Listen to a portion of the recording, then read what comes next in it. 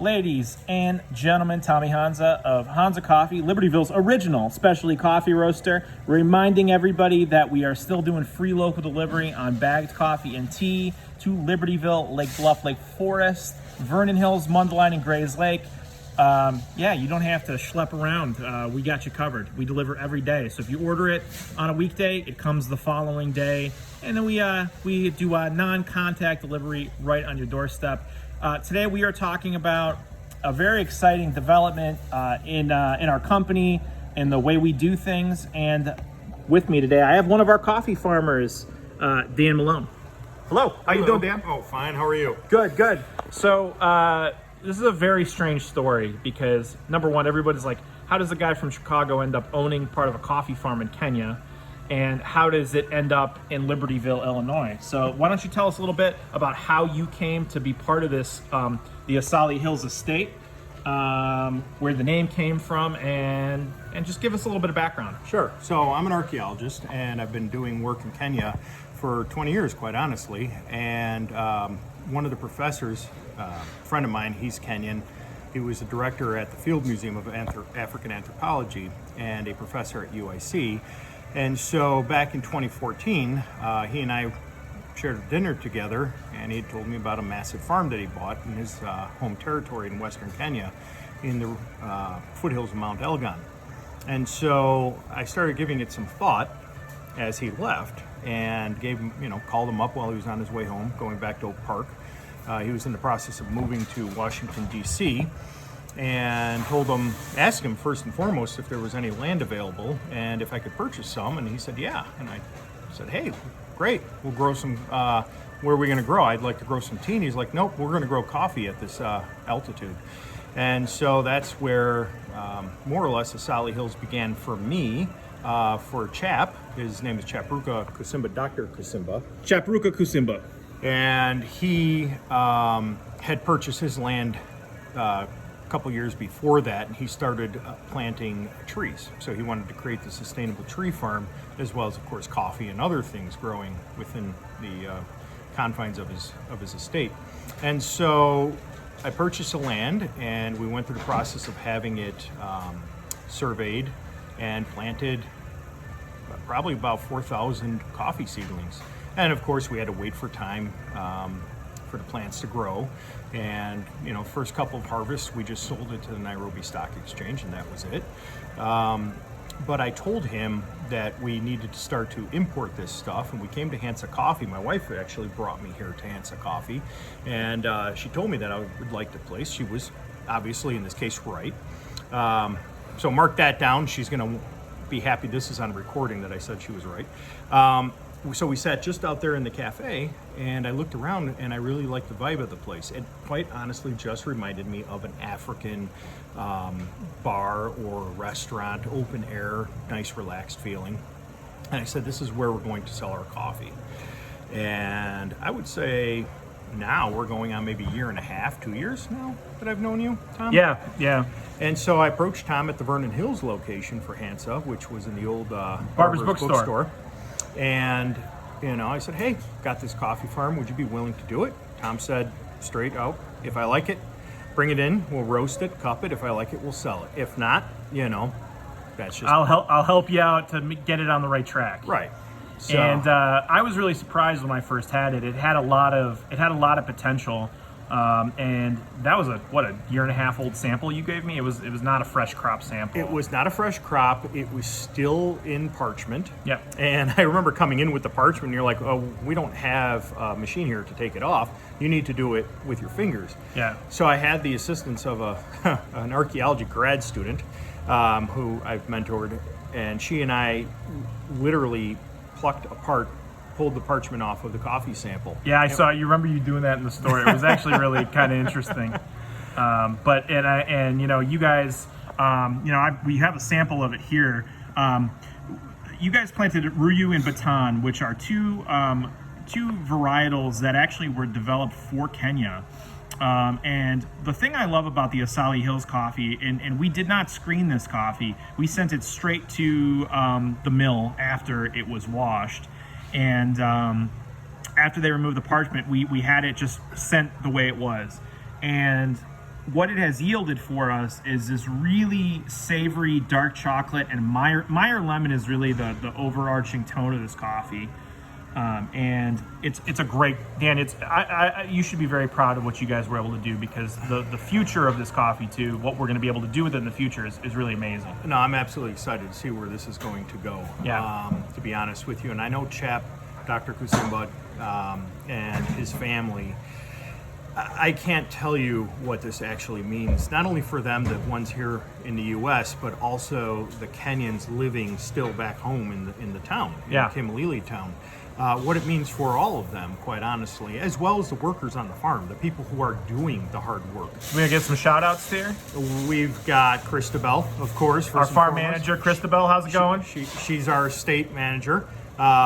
And we've got, of course, our famous goat herder, Wanjala. Wanjala, what's up, Wanjala?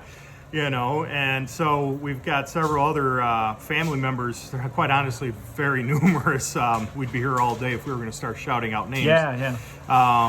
We got to shout out Veronica too, because she lives in Chicago. I was going to definitely give Veronica a shout out. So Veronica, or Vero as we call her, she's Chap's sister. And she and I have known her for 20 years. We were on our first expedition, or at least my first expedition, in the Savo region for 2 months in the bush, in the Savo bush, in and around a small town, or a small location, I should say. It's not even a town, Manyani. So Veronica, thank you as well for coming up here last week, and I look forward to what you and I are going to accomplish as well together on the estate. So my background, a lot of people don't realize this about me. A lot of people know I was in the financial industry before I went back to coffee. But I am a trained geographer. I went to college and studied geography, which people think is a very strange thing, but it's one of my favorite subjects. And you're an expert on Kenyan geography. And so over here we have a map, a very stylized map of Kenya.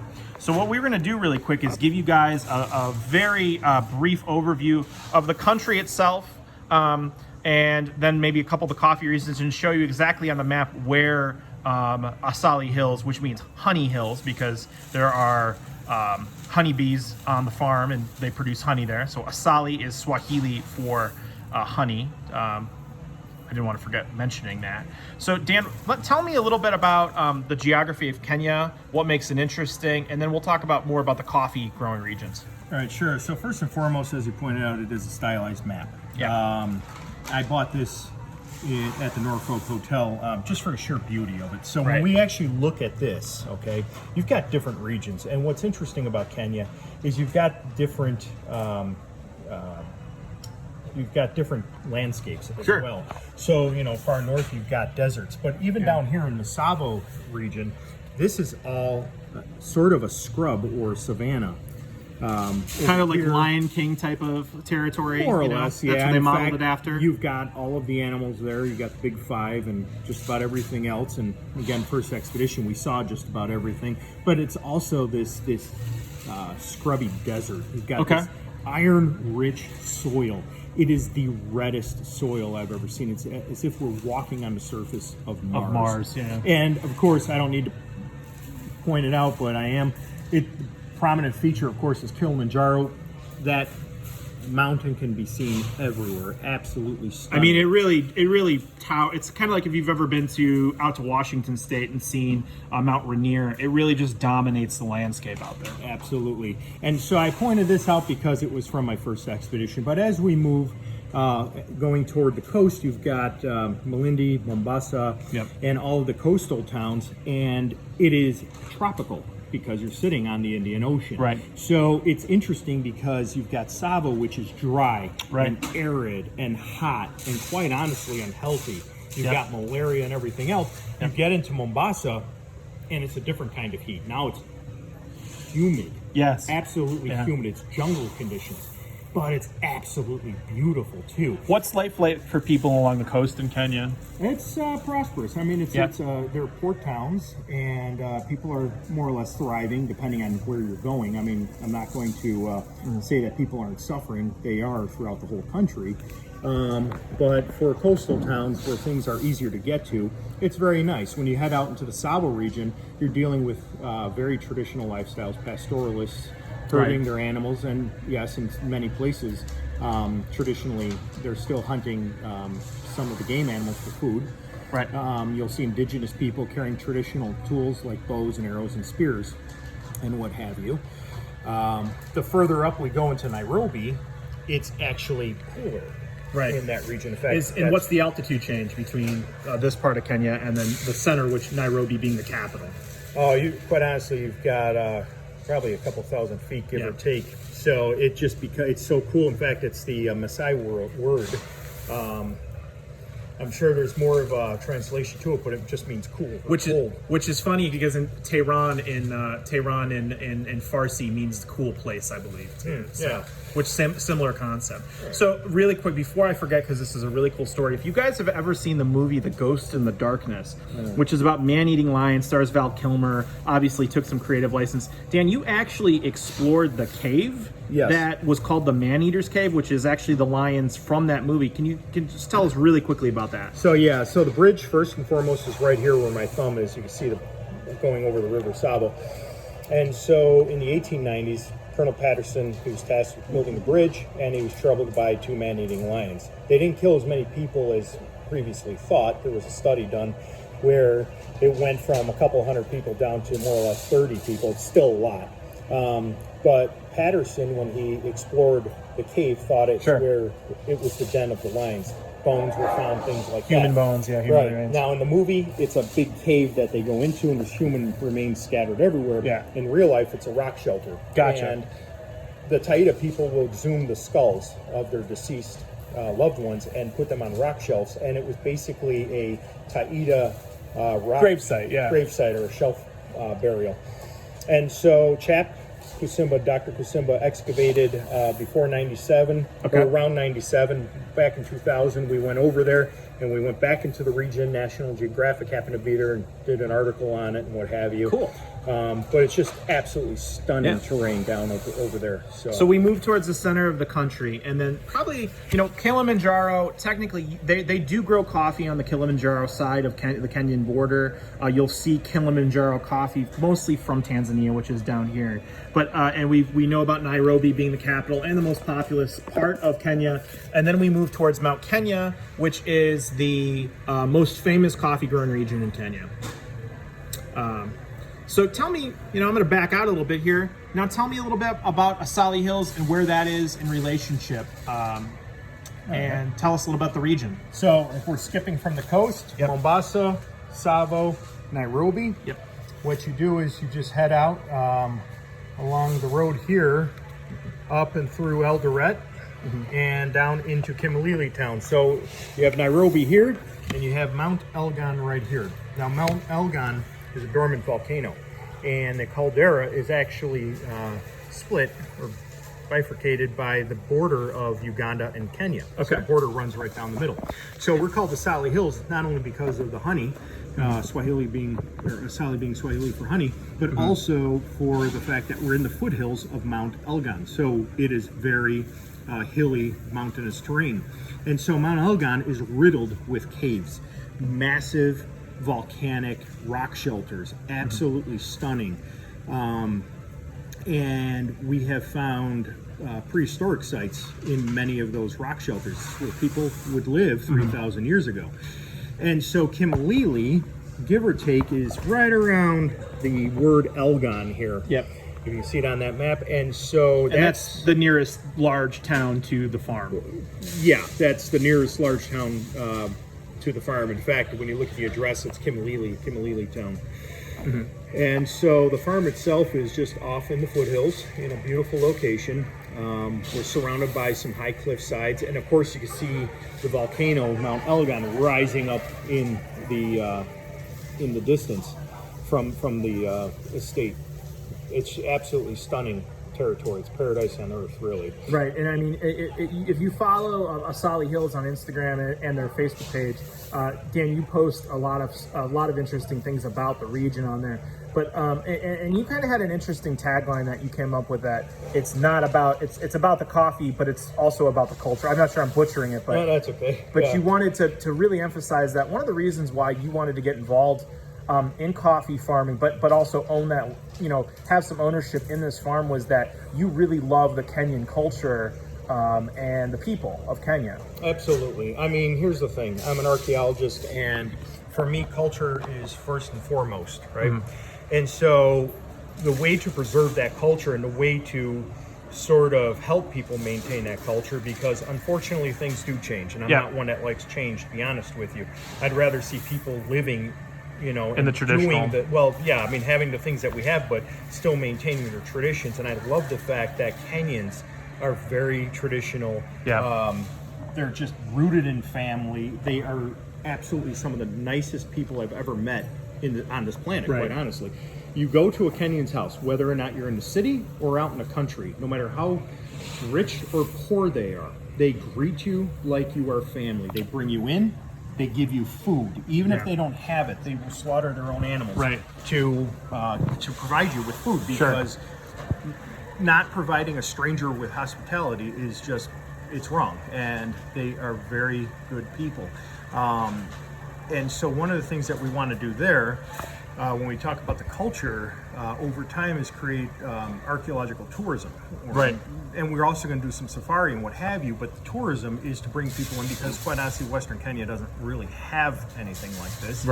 So we'll be the first archaeologists to do something like this and bring people to the sites, preserve the sites. It's low impact, teach people about the prehistory and the history of Kenya. Go and see people doing things, making traditional wares, like this jar here, which was made by a wonderful woman named Robai. People still use these to cook. We use them on the estate to cook as well. And cooking pots such as this, we also use them as flower pots and what have you. But you can go to Robai's house. She's making them there in a very traditional manner. And we want to take people to learn these methods, to understand how these things are done, to and to buy from her, to help provide her family with some income as well. So we're going to start, one of the things that we wanted to do, and Corona really ruined it, because we were planning on going to Kenya in the near future and sourcing small wares and things from people that we could sell here in the States, and then send a portion of it back. $5 for every bag of Asali Hills that we sell goes directly back to the farm.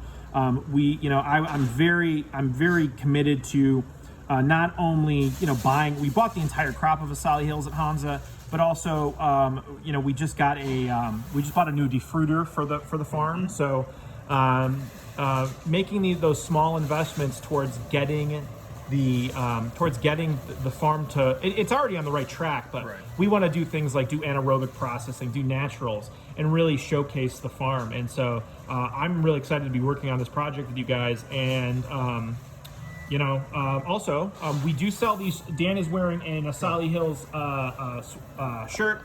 We are calling this the Kenya Coffee Project. I will post the link where you can buy these shirts and sweatshirts to support. Portion of that goes directly back to the farm too. We have a steak rub in the works that we're going to be selling that you experimented with last week. So this past Friday, I had a friend coming over. We put on a fire pit, got some steaks, and I had some of the coffee ground down and mixed it with salt in this case. I want to try different ingredients with the coffee. Yeah, we got a few things we're going to try. But the crust was phenomenal on that thing. Medium rare on inside. It's just beautiful on the outside. Yeah, so, this is a long-term project for me. I'm very excited to be helping you work with you guys, and, we're ready to rock and roll. And we do have another crop. So after we are done with this crop of Asali Hills, we do have what's called a fly-in crop. Chap Kusimba, Professor Kusimba, will be on the farm in December and January to start the second harvest of the year. I will have a special label for that, but we'll still have the Asali Hills sticker. Shout out to Jeff Hendricks, who actually designed the label for Asali Hills. Jeff is a graphic designer, and he did a great job with the logo, really capturing the spirit of Asali Hills, and it's the logo we were going to use for the farm going forward. And any last thoughts, Dan? Yeah, I mean, first and foremost, we'd like to thank our workers on the farm. Yes. Again, without these people, there's no way any of us, Chap and I, we wouldn't be here without them. And I want people to understand this here, because the economy is different in Kenya. We are the highest paying estate owners in that region, paying our farm workers. We are the highest paying people. We do not... By a factor of 2, you said? Yeah. When you compare what they get normally, Yeah. just standard, if that, Yeah. what we're paying them is astronomical for that, and it's wonderful. And they really, I mean, they deserve it. It's Yeah. great to help them out and help them back. Well, with the families and what have you. quality of the coffee alone. It really is. And then, second of all, I'd like to thank you and Kevin here at Hansa, the owners of Hansa, because quite honestly, without the two of you, I wouldn't be sitting here doing this. And of course, the skills of our master roaster back here, Ted. He's listening to Humphreys McGee on his headphones. Yeah, he's got headphones on, but quite honestly, he is top notch at roasting. So Yeah, and Ted, and because he can't hear us right now, Ted was my second or third trainee on roasting. Ted understands roasting better than just about anybody I've ever come across, and I trust him implicitly with our coffee. And we're really happy to be doing this. So we're at 21 minutes, which is the longest Hansa video we've ever done. Dan, let's do another video. We'll do another video in the future. You and me should do some whiskey tasting or we something. should do that. Because part of Hansa, it's not just we're about good things. We're about good food, good culture. Interesting things. So we wanna do some things in the future, just besides coffee. Maybe that doesn't involve our coffee. It involves other businesses in town. Maybe some wine, maybe some whiskey and that thing. So Dan, thank you so much for joining us today. Thank you for And having me. how do you say goodbye in Swahili? Well, I know. We say good night, basically, lala salam. So Lala salam. And then in Bakusu, any goodbye in Bakusu? that, unfortunately, I don't know. Yeah. All right. So. Well, thanks so much for stopping by. Remember, you can get this coffee, free local delivery. Every bag you buy, $5 goes back to the farm, where we are building a sustainable economy in Western Kenya. And cheers to the future, Dan. See you soon, man. Take care. Bye. Thank you.